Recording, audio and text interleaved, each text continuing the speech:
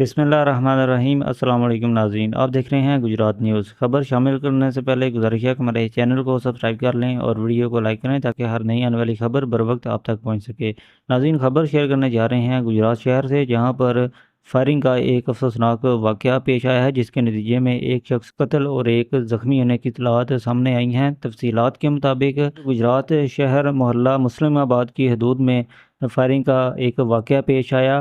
Media reports के मुताबिक motorcycle सवार दो नामालूम मुसल्लह अफराद की जानिब से फायरिंग की गई, जिसके नतीजे में एक शख्स कत्ल और एक ज़ख्मी हो गया है। वाक़या की इतला मिलते ही डीएसपी सिटी, एसएचओ थाना सिविल लाइन, ग्रीन टाउन चौकी इंचार्ज बारी नफरी के हमरा जाए वकूआ पर पहुंचे और रेस्क्यू 1122 की जानिब से जो डेड बॉडी है, जो ज़ख्मी इस शख्स है, उसे अजीज़ भट्टी शहीद अस्पताल मुंतकिल कर दिया गया है। जैसे ही इस वाक़या के मतलब कोई मज़ीद हमें अपडेट्स मिलती हैं, वो भी जल्द आपके साथ शेयर करेंगे। अगली वीडियो तक के लिए दीजिए इजाज़त।